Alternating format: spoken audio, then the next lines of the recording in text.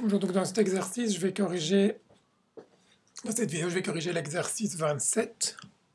Donc, l'exercice 27, première question, proposer des contrastes appropriés pour tester l'hypothèse, donc selon laquelle, si on a été exposé à une fin, on la trouve plus prévisible que si on n'y a pas été exposé. Donc, la variable dépendante ici, c'est la probabilité perçue d'une fin lâche, dont les modalités sont disponibles. Et la variable indépendante, pardon, c'est la condition dont les modalités sont disponibles ici. Première modalité, fin lâche. Deuxième, contrôle. 3, courageux. Donc, on veut comparer cette condition-ci aux deux autres. Donc, on va mettre comme code de contraste -2, 1, 1. On compare celle-là aux deux autres. Et puis, on doit mettre un contraste complémentaire indépendant, donc qui nécessite nécessairement de comparer les deux conditions qui avaient le même poids. Donc ça va faire 0, moins 1, 1. D'accord? Donc j'y vais. Analyze. Compare means.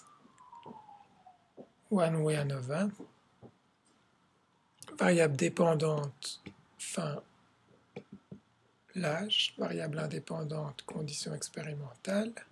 Et les contrastes que je vais choisir. Donc je vais comparer donc la fin lâche. Je mets -2 aux deux autres. Donc j'ai bien mis un contraste négatif pour la fin lâche. Voilà, premier contraste. Puis je mets le contraste complémentaire, 0.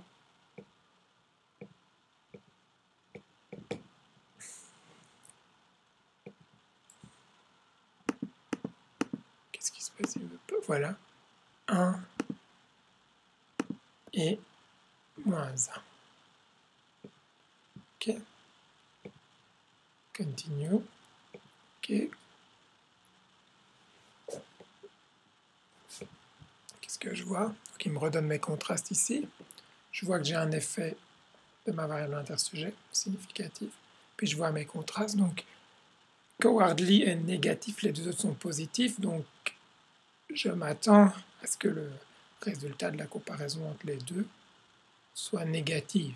Si mon hypothèse est vérifiée, parce que je veux que cowardly soit plus grand que les deux autres, on surestime la fin lâche quand on a été confronté à cette fin. Et effectivement, c'est ce qui se passe. On voit que le premier contraste est significatif.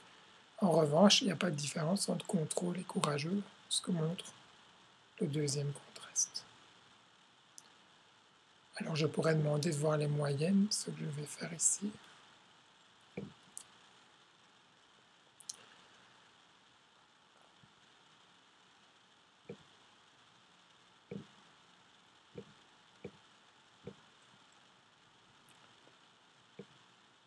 Donc quand je vois les moyennes, c'est bien ce que je vois. Donc la condition lâche est beaucoup plus élevée que les deux autres. Alors maintenant, je pourrais faire des comparaisons multiples. C'est exactement la même chose. Donc c'est la parcelle de l'exercice numéro 3. Je vais dans le post-hoc. Je choisis SNK.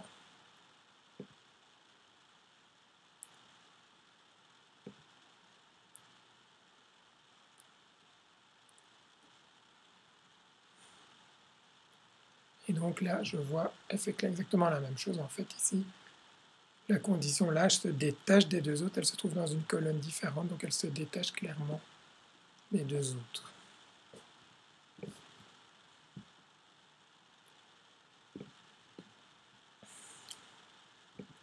Alors le dernier exercice me demande d'imaginer que ma variable indépendante, au lieu d'être intrasujet, devienne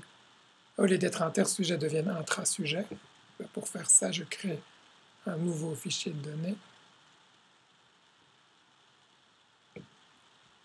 Alors je vais trier mes données en fonction de la condition.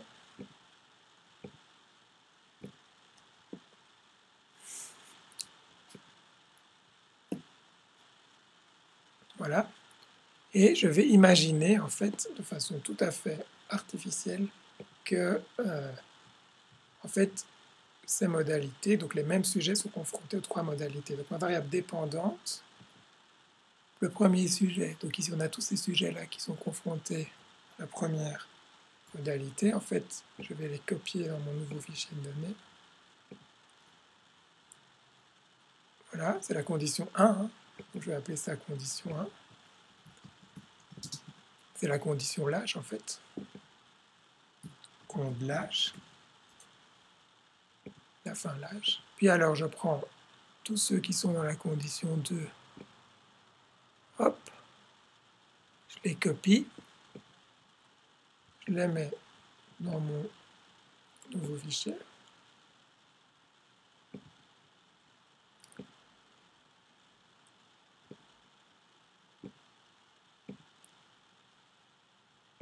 Voilà, donc maintenant j'appelle ça condition contrôle, neutre. Et puis je refais la même chose avec la condition 3.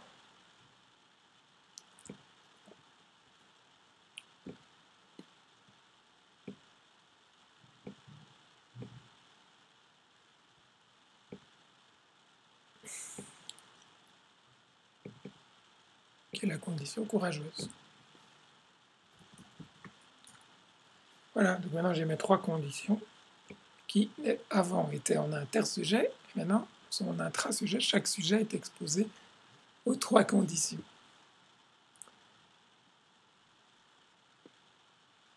Alors maintenant, comment est-ce que je teste les mêmes contrastes? Ben, très simplement, donc ici j'ai mon contraste, j'ai moins 2, 1, 1, donc je fais une nouvelle variable. Je vais le faire en syntaxe. Donc voilà, j'ai écrit ma syntaxe, j'ai créé un premier contraste qui est égal à compte lâche fois moins 2, c'est le même que tout à l'heure, plus compte contrôle plus compte courage, et un deuxième contraste, compte lâche fois 0 plus compte contrôle fois 1 plus compte courage fois moins 1, et donc maintenant je les exécute. Et donc je vais avoir apparaître dans mon fichier de données, je vais apparaître donc deux nouvelles variables correspondant à mes deux contrastes. Et donc si ces contrastes sont significativement différents de 0, et dans le bon sens évidemment, eh bien je peux dire que effectivement mon hypothèse a été étayée par mes données. Donc je vais faire ça avec Analyze, Compare Means, One Sample T-Test, hein, je compare à 0, j'ai mes deux contrastes que j'ai fait passer ici, je compare à 0. Donc qu'est-ce qui se passe? Le premier est significatif, 0.004, le deuxième ne l'est pas. Alors est-ce qu'il est dans le bon sens? Oui, parce que, souvenez-vous que la lâche avait un poids négatif, donc elle devait être plus grande que les autres, donc moins 2 fois la lâche, plus les deux autres devraient être en dessous de 0. C'est effectivement ce qu'on observe pour ce premier contraste. Par contre, le deuxième contraste n'est pas significatif, donc ce qui tend à suggérer que, effectivement, on surestime la probabilité de la fin lâche quand on y a été exposé. Voilà, évidemment, en intrasujet, ça a un peu moins de sens qu'en intersujet, mais c'était juste un exemple.